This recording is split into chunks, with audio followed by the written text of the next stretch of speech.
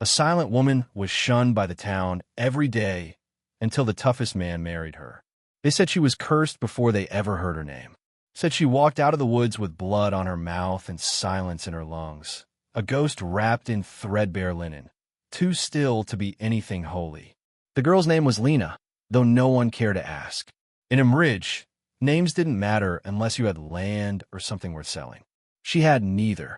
No mule, no kin, just a cut lip and a burnt palm, and that damned silence that followed her like a shadow no light could kill. Some claimed she was the widow of a hangman. Others swore she was born from the ashes of the Curion fire 20 years ago. No one agreed on where she came from, but everyone agreed on one thing: she didn't belong. The baker's wife crossed herself when Lena walked past. The butcher spat in the dirt. Kids threw rocks and ran when she turned her head. She didn't scream, didn't chase. Just blinked slow and moved on, like the beatings and names didn't stick. But they did. Each one stuck like ash behind her teeth. By the end of the first week, someone had smeared pig's blood on the chapel door the morning after she sat in the back row. The priest said nothing. By the second, a drunk shoved her into the mud for looking too long. The sheriff said she shouldn't have walked down the main street. By the third, a boy broke her wrist with a rock. When she didn't cry, they said she was soulless. They called her the witch of the southern wood, the mute devil, a drifter's mistake. They didn't know her story, and none of them cared to ask. They just wanted something to blame when the crops went bad or a child came down with fever. The silence she carried made them uneasy, made them cruel. But not him. He saw her for the first time when she passed the feed store, jaw bruised purple, eyes low but unflinching. He was sitting on his horse like he had been for hours, boots in the stirrups, black hat pulled low. Thane Graymore. That was his name. Most just called him the Iron Count, not for any title, but for how he carried his silence like steel. Richest landholder this side of the Highlands. 36 ranch hands under his pay, 500 head of cattle, and enough scars on his hands to show he earned every inch of it. He'd buried his wife 7 winters ago. No one asked why he never remarried. Some said she was shot. Some said she ran. The truth never came down from the hills. But that day, when he saw Lena fall hard in the dirt from a shove that came too easy, he shifted in the saddle. He didn't speak, didn't shout, just swung his leg off the horse and walked. No one dared meet his eyes. Not the man who'd shoved her. Not the women who stood by laughing. Only Lena looked up, mud in her hair, lip cracked open again. Thane said nothing, just stared at the blood running down her chin like he was trying to decide if she'd get up or stay down forever. Then, slowly, he knelt and offered a hand, the kind of hand calloused by work, not war. She didn't take it, so he did something that made the whole town stop breathing. He said, "You come with me now, and I swear on my land, no one lays a hand on you again." Then he stood, turned his back to the gawkers, and waited. She rose without a word. No nod, no thanks, just stood beside him with blood in her mouth and something harder in her eyes than fear. That was the moment Imridge changed, though no one said it out loud. Not when he took her to the registrar and signed the marriage papers. Not when he handed her a ring that looked like it hadn't been worn since the war. And not when they rode back to Graymore in silence. A woman no one wanted beside a man no one dared question. Welcome to Cracks of Light, where we bring legends from shadows into light, one story at a time. Don't forget to subscribe, like, and stay with us. Because Lena's journey is only beginning. And the land she walked into, it doesn't forgive, but it remembers. He didn't speak when a man hit her. Not the first time. Not the second. Thane stood still at the edge of the market crowd, one hand resting on the horn of his saddle, the other in his coat pocket, thumb running slow along the worn grip of his old revolver. Lena had only stepped too close to the butcher's cart, too quiet, too still, not fast enough to avoid the elbow that knocked her into the barrels. She caught herself before she fell, but the second strike sent her to the ground. Her face didn't twist. Her eyes didn't flinch, just stared ahead like nothing had happened. That made the man madder. He kicked once, hard, the way you kick something you don't think can hit back. The crowd didn't move, didn't blink. Imridge had seen worse and celebrated it. But Thane had seen enough. He moved like a slow fire, weaving through people too scared to meet his eye. The man was halfway through another insult when Thane's fist crushed his jaw. No sound but the crunch of bone and the wet thud of flesh on stone. The market went quiet. Lena didn't move. Blood rolled down her cheek and gathered at her collar. Thane stood above her, eyes flat. No fury, no pity, just calculation. "You done?" he asked the man, who was wheezing on the ground. No answer came. Thane crouched beside Lena, looked her straight in the face. "I don't got a heart to give," he said. "Don't need yours either. What I need is silence that won't rot. Someone who don't ask for more than I can offer." He paused, waited. "I'll give you food, a roof, and a name that'll keep hands off you. That's all. Take it or stay down here where folks like to step on things that don't scream." Lena didn't speak. She nodded once. That was enough. They rode to the registrar just before sundown. The sheriff's assistant looked confused but didn't ask questions. Thane signed in black ink with the same hand that left a bruise on a man's spine 10 minutes earlier. Lena stood beside him in silence, dirt drying on her dress, hair stiff with sweat and blood. No ring, no ceremony, no smile. Just a paper and 2 names scribbled fast like a deal being closed. The assistant stamped it, folded it, and handed it over like it didn't mean anything. But it did, because when Thane walked out with her, the town saw her differently. Not like someone to poke, but like a shadow with a shadow behind it. The ride to Graymore was long and quiet. The wind cut through her torn sleeves, but she didn't shiver. Thane didn't look back once. The ranch stood like a wound stitched into the hills, all wood and stone and old breath. He handed her the reins and stepped aside. She got off without help, walked through the front door like it didn't matter what was inside. It didn't. She'd slept on floors colder than this, eaten from pots that still had flies in them. This was better. The air smelled like firewood and mule sweat. No one greeted them. No one waited. He pointed to a room at the end of the hall. "Yours," he said. "I won't knock. You don't either." She walked in, closed the door, sat on the edge of the bed, and didn't move for a long time. The next morning, he was gone before the sun made it over the ridge. No note, no coffee, just boot prints in the dust and a cold pot on the stove. She washed the blood off her face in the basin, pulled her hair back with twine, and started scrubbing the kitchen floors. Not because he asked, but because it was something to do that made her feel like she was still real. That night, she didn't say anything when he returned with dust in his collar and fresh hay on his coat. He nodded. She nodded back. That was the routine. They didn't speak for 3 days. On the 4th, she sliced her hand on a rusted pail. He wrapped it in cloth and said, "Try not to bleed on the soap." She didn't smile. He didn't expect her to. There was no warmth in the house, but there was space. Space to exist without needing to explain why she still flinched at sudden sounds. Space to wake without fear of hands pulling blankets away. He didn't touch her, didn't watch her, just moved around the house like she was another beam holding up the roof. She was fine with that. The town tried to test her again, once. A boy tossed a rock at her back while she was buying salt. Thane heard about it and rode into the boy's father's shop with a rope tied to his saddle. Said nothing, just tied a noose and left it on the counter. The next day, the boy's family packed and moved east. After that, the whispers died down. Ridge learned that a woman who says nothing might be dangerous, but the man who backs her silence is worse. Weeks passed. She cleaned. He worked. They didn't sleep in the same room, but he started leaving gloves on the table when her hands cracked, boots at the door when hers wore through. Little things. Things she noticed but never thanked him for. She didn't owe him gratitude.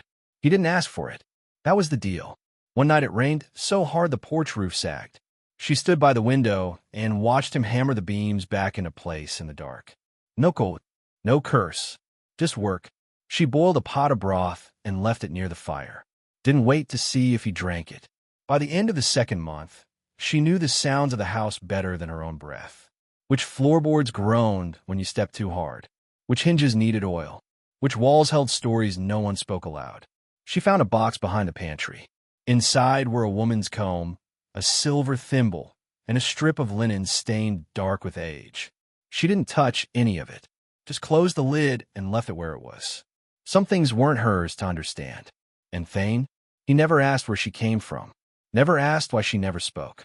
Never even looked surprised when she carried a dead snake out of the barn without blinking. She started to realize he wasn't being kind. He just didn't see people as puzzles. Only tools, broken or sharp. They sat on the porch sometimes. He'd hand her a tin cup. She'd drink half, hand it back. They didn't laugh, didn't talk, just listened to the wind and the cattle lowing in the distance. And it was enough. Enough for her to sleep.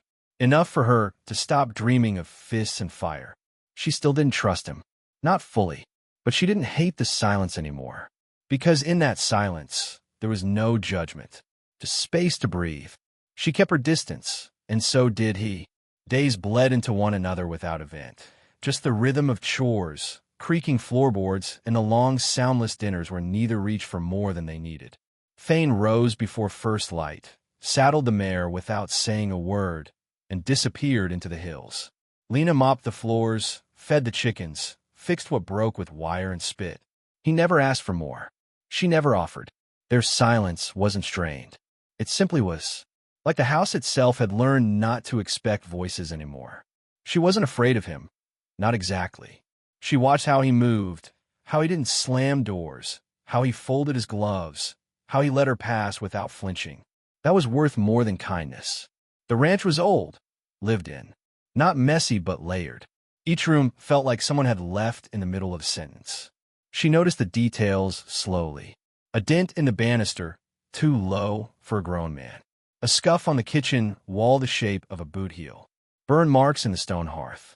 One day while sweeping behind the pantry, she felt the edge of something metal catch her hand.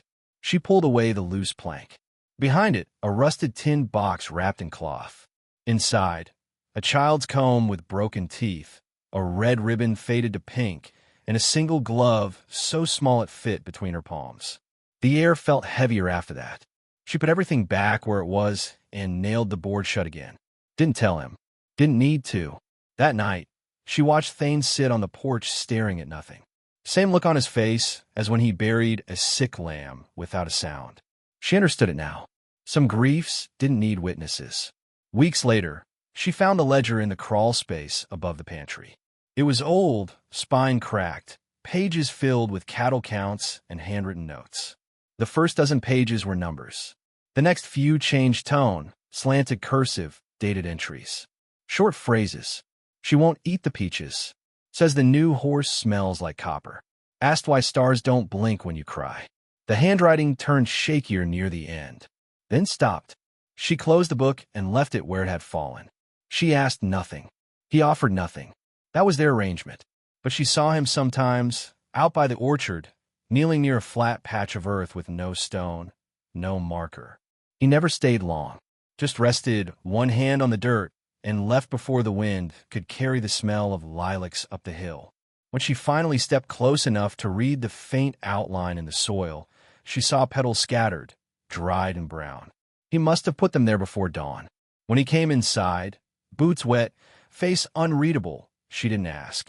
That night, she didn't sleep. She dreamt of footsteps in the hall and the soft click of a door that no longer existed. The bedroom across from hers stayed locked. Always. She never saw him enter. One morning, he left early enough to miss breakfast. She stood in the hallway, hand resting on the doorknob. It was cold. She pressed her ear against the frame. Nothing. No wind. No breath. Just the quiet of something left behind too long. She didn't try the keyhole. Didn't break the lock. Some boundaries needed to stay intact. There were other things.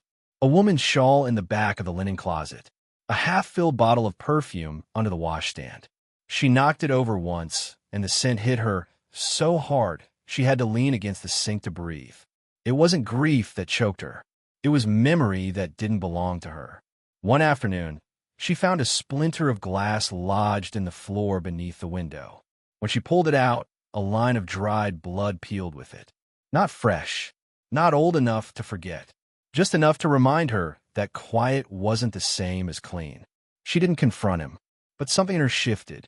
Not distrust, just awareness. He was a man who didn't explain himself, and she was a woman who didn't need him to. But now they were sharing ghosts. That meant something, even if they never named it. He started leaving before she woke, coming back long after dusk. His limp had gotten worse. She noticed how he held his side when he moved too fast. She let him carry whatever past he needed to drag across the floor. She stopped mopping the hallway outside that locked door. Stopped folding the shawl. Some things didn't want to be neatened. One night, he came in late, hands scraped blood on his shirt. She reached for the basin, handed him a cloth. He didn't flinch when she cleaned the wound. He didn't speak either, just watched her the whole time like he was trying to remember something important. Or forget it. They never touched. Not by accident. Not by choice. But she started leaving the lantern lit longer when she heard him move in the hallway.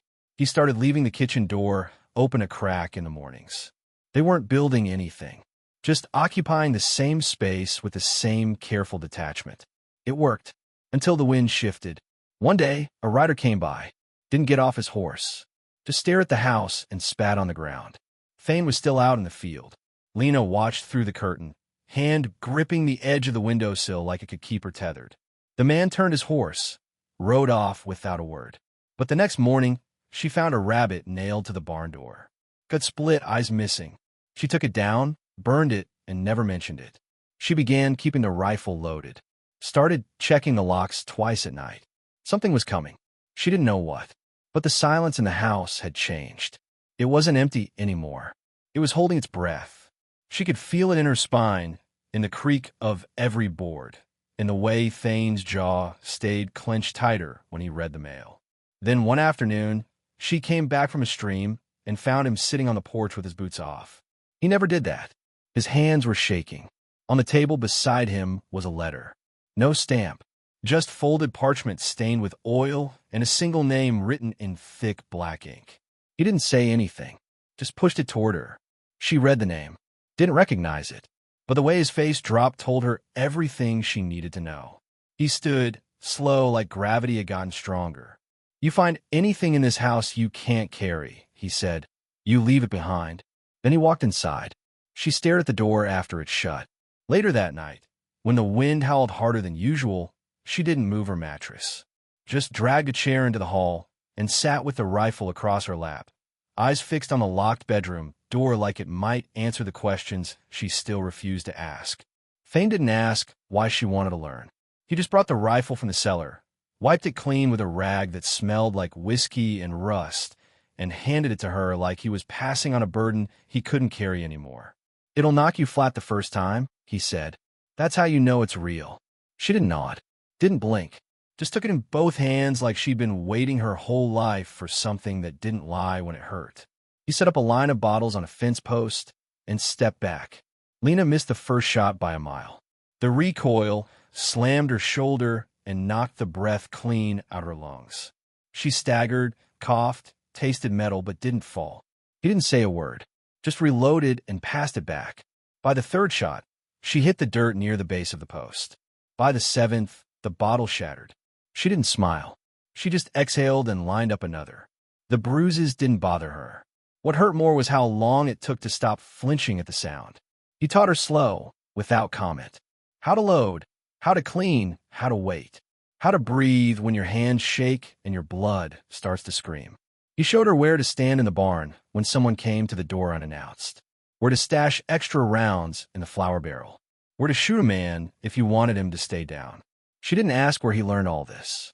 And he didn't explain. It was just another language they shared now, one built on need, not comfort. The first time she fired with purpose wasn't on the range. It was when the drunk from town, the one who used to call her witch bitch, stumbled up to the porch in the dark and started banging on the shutters with a rusted horseshoe. Thane was out mending the north fence. She stood just inside the doorway, rifle tucked against her shoulder, and warned him once. He didn't listen. Took one step closer. She put a round through his boot heel. Didn't aim to kill, just enough to make him crawl home screaming. He never came back. Word spread quick. So did fear. After that, the air around her changed. The men who used to spit at her feet crossed the street now. The boys who mocked her muttered their slurs under breath and kept their eyes low. No one touched her, not because of pity, because they understood she was no longer something to harm without consequence. One by one, the familiar threats dissolved. The man who once slapped her in Harrow's kitchen was found face down in the creek with a black, eye, and no memory of who gave it. The store clerk, who shorted her change, had a lantern thrown through his window. No names, no charges, just silence and results. Thane never praised her. She never expected it. They didn't talk about the change, just kept moving. She started riding with him, sometimes, out to the far pasture or the southern ridge. She carried the rifle across her lap, watched the land like it was always waiting to shift beneath them. He pointed out signs, broken twigs, fresh scat, a trail where hooves moved too fast. She listened, learned, asked only once, "You always live like this?" He chewed the answer before letting it out. "Only way I know." By autumn, she could shoot a squirrel from 50 yards, skin it in 2 minutes flat, and have it roasting by dusk. She stopped wearing skirts, cut her hair with a blade instead of a mirror. Not for rebellion, for practicality. Thane noticed but said nothing. Just left his old boots by the door one morning, laces tied loose. They fit. Violence wasn't the goal. Survival was. But the difference was thin. She understood now why he kept a pistol buried in the barn. Why he walked with his hand near his belt, even at home. There was always someone watching. Always a shadow moving at the edge of things. They started hearing rumors. Men with debts. Men with names like knives. One day, she came back from checking traps and found a rabbit nailed to the barn again. This time upside down, its insides missing. She burned it without flinching. Didn't mention it at dinner. Thane started sleeping lighter. She started sleeping with the rifle between the bed and the wall. No more words. Just habits. She caught him once staring at her hands while she chopped wood. Not staring like a man. Like someone surprised at how far something had come without him realizing it. "You ever think about leaving?" he asked. She didn't pause. "I already did. This is the only place I came back to." The next man who tried something came with a knife. Came alone. Lena heard him before he reached the porch. She didn't warn this one. Just shot through the door. Thane buried the body in the ravine. Said nothing. The sheriff came by 2 days later. Asked about the noise. Thane offered him coffee and said it was just a coyote. The sheriff nodded. Looked at Lena. Didn't ask a thing. Drove back down the hill. The town didn't mourn the man. Didn't mention him again. Ridge had a way of forgetting what it couldn't punish. But Lena didn't forget. She didn't carve notches in the wood or keep trophies. Just remembered the way fear tasted and made sure she never swallowed it again. At night, she and Thane sat on the porch, sometimes with a second cup, sometimes not. It didn't need to talk. The quiet was cleaner now. Not empty, but earned. She still checked the locks. Still oiled the rifle every third day. But she no longer flinched at the wind. No longer walked with her eyes down. When they passed through town, she walked beside him, shoulders straight, eyes forward. No one dared touch her. Not anymore. She had learned the rules of this place, and rewritten a few of them in blood. It came without a stamp, without a seal, just old paper folded 3 times and nailed to the barn door with a rusted nail. Thane pulled it down in the dark before Lena could see it, but he didn't burn it. Just sat on the porch and stared at it until the light rose. She found him there, same boots, same coat, but his face had collapsed in a way she hadn't seen before. When she asked what it said, he didn't lie. Just handed it over and looked away. The name was scrawled across the top in thick black ink, Ryken Vale. Beneath it, 5 words written slow like a threat that didn't need punctuation. "You still owe me blood." She said nothing. Waited. Thane didn't speak for a long while. When he finally did, his voice sounded like gravel soaked in regret. "He was with me, back when I was something else. Before this place. Before her." He didn't have to explain who her was. Lena had known it long before she found the glove, or the ribbon, or the grave near the orchard. "We rode together. Took what we wanted. Burned what we couldn't carry. I left that behind. But not him." She folded the paper slow. "What does he want?" Thane looked at her then, and there was fear in his eyes. Not of death, but of being dragged back into something that had no forgiveness left in it. "Me," he said, "or what's left." 3 days later, the fever took him down. The wound in his side, he'd hidden for weeks, open like a mouth. She found him collapsed by the woodpile, face pale, hands shaking. She dragged him inside, boiled water, stitched the tear, pressed her palms flat against his ribs to stop the shivering. He didn't protest, just whispered one name again and again until sleep swallowed him. Rykin. She sat beside him, gun on her lap, knife on the table. Knew the name now, like a weight. Knew that whatever Thane had buried had found its way back. The next morning, there was a trail of blood near the creek. Not theirs. Fresh and sharp. She followed it with her boots laced tight, rifle slung across her back, and the knife Thane kept hidden in the rafters strapped to her thigh. She found a crow nailed to a tree with its wings spread wide, belly cut open. A message or a signature. Either way, it meant Rykin was close. When she returned to the house, Thane was barely conscious. She sat beside the bed and cleaned the blood from his lip. "You can run," he said, voice cracked. "Take the mule. Go east. Find somewhere they don't know your name." She didn't answer, just stared. He closed his eyes. "You married me because it was the only door left open." She leaned in quiet. "Then you should know I don't flinch when it closes." She left the next morning. Packed jerky, flint, a flask of water, and the rifle. She didn't cry, didn't pray, just kissed the top of Thane's hand and walked out before the frost lifted. The mule limped by midday. She ditched it and walked. Tracked bent branches, found cigarette butts near a fire ring. Dried blood on a stump, boot prints in the mud.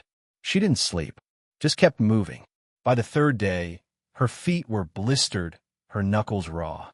But the ache steadied her, reminded her of her body, reminded her why she couldn't stop. She found the camp at dawn. 5 tents, a fire still smoldering. She waited until the man stepped out of the latrine and shot him in the stomach. He screamed. She shot him again. The camp exploded. Hooves. Yelling. Gunfire.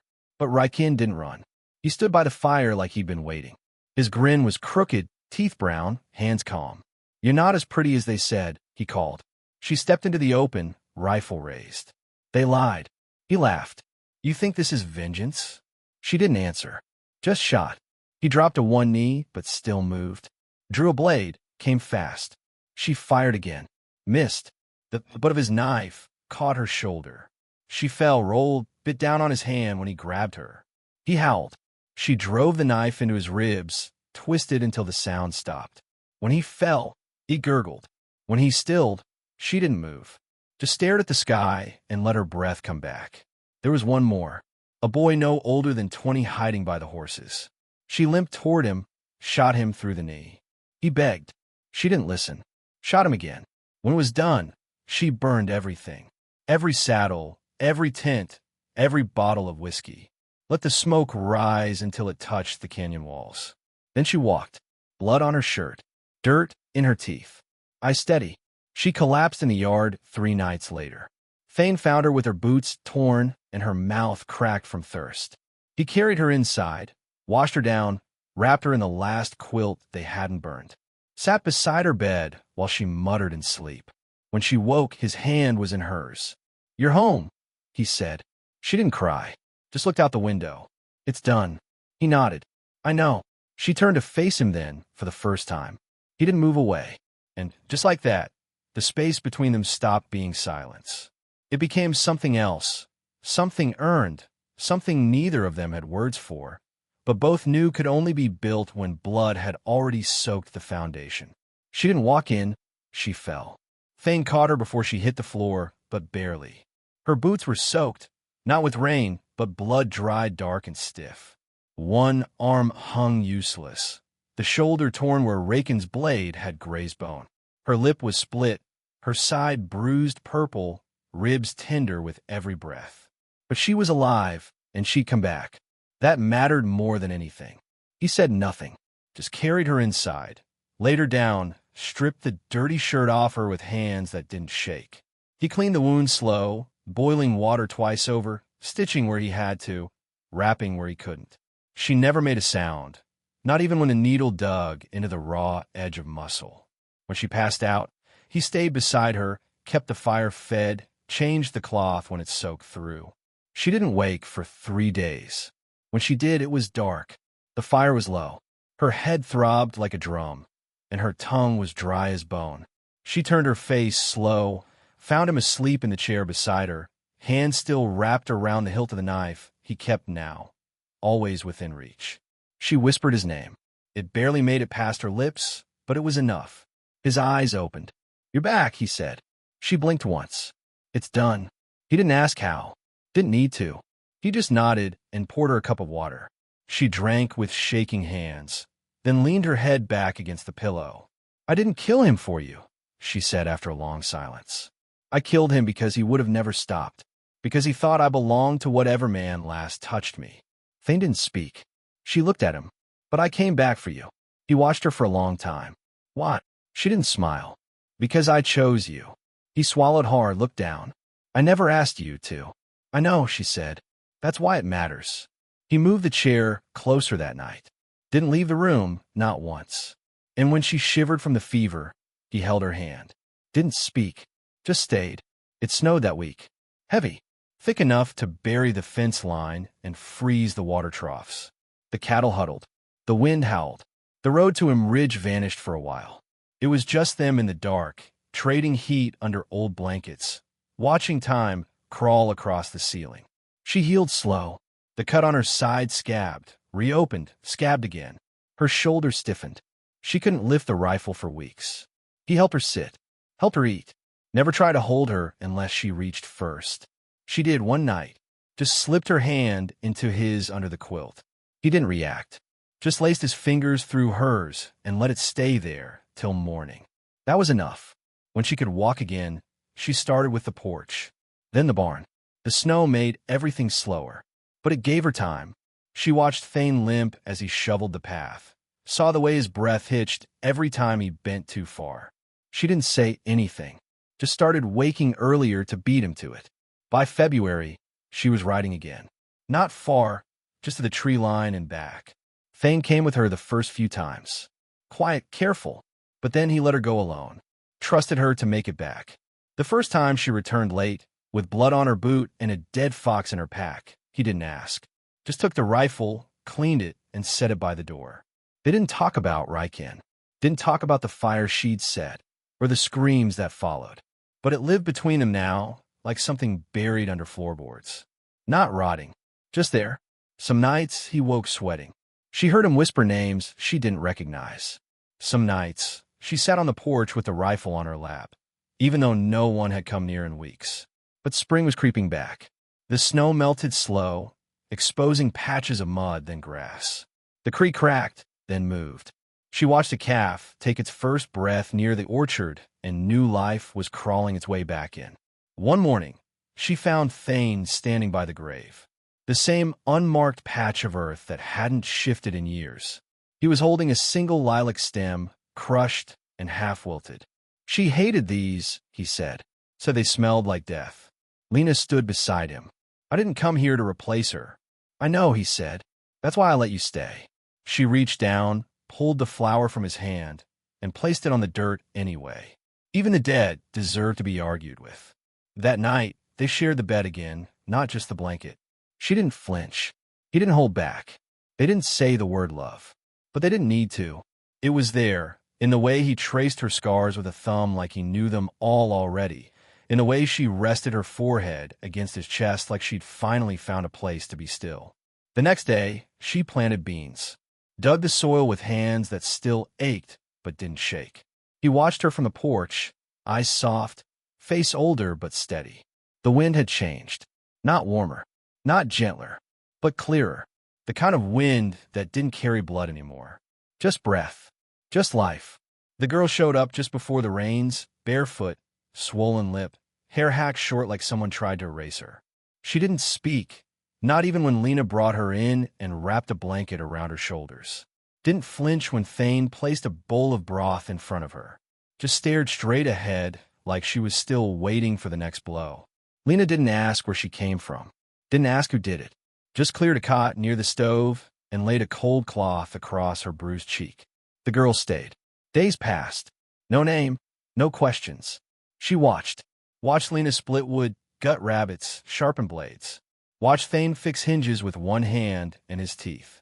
The girl never smiled, but she stayed close. Closer than her shadow. Some nights, Lena heard her cry, soft and careful, as if sound itself could hurt her. Once, she found her at the table with a match, lighting and snuffing it over and over. Lena sat across from her. Didn't speak. Just waited. After a while, the girl said, "They buried my mama," with her eyes open. Lena nodded once. "You want me to go dig her out?" The girl blinked, startled, then shook her head. "She ain't there no more." Lena didn't press. Just took the match, snuffed it, and held the girl's hand until dawn. Thane started slowing down that spring.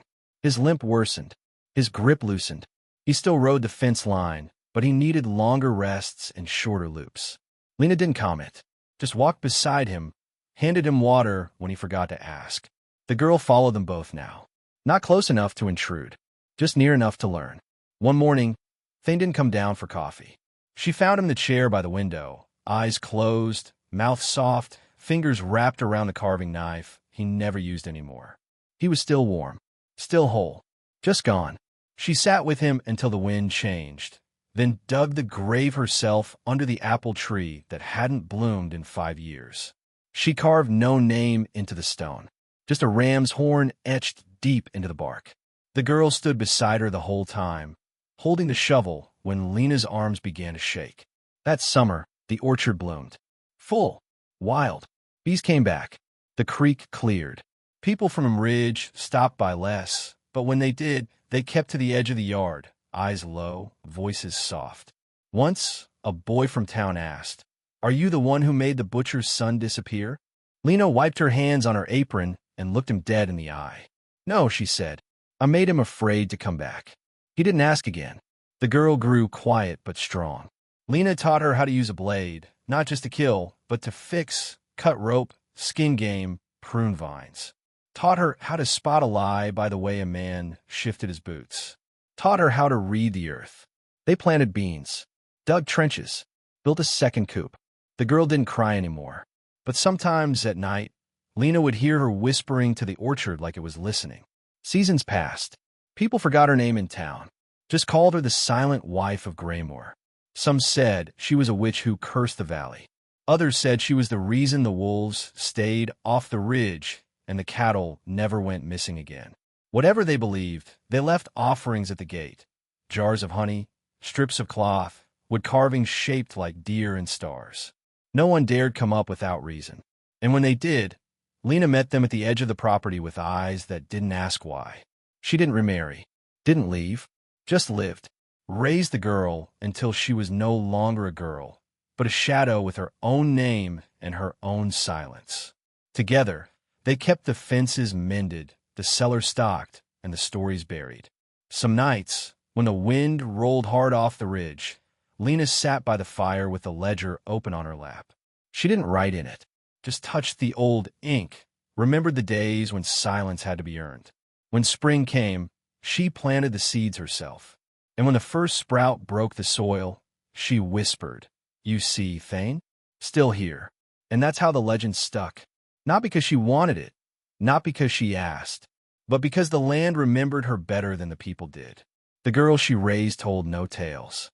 But when strangers passed through Ridge and asked about the mountain, the townsfolk always said the same thing. "There's a woman up there. Don't cross her. Don't thank her. Just leave the gate closed behind you." Because everyone knew she'd done things that couldn't be undone, had protected land no one else would, had held her man's hand till the end, buried him with honor, and guarded what was hers with silence sharp as a rifle's edge. And if you listened real close on cold nights when the wind dragged itself down from Graymore, you could still hear the sound of match striking, a girl breathing, and a woman whispering something that didn't need to be spoken. Thank you for walking through this story with us. If it moved you, if it stayed with you, if it made you think twice about silence, hit the like button, leave us a comment below, and don't forget to subscribe to the Cracks of Light. Every legend deserves to be remembered. Let's keep telling them together.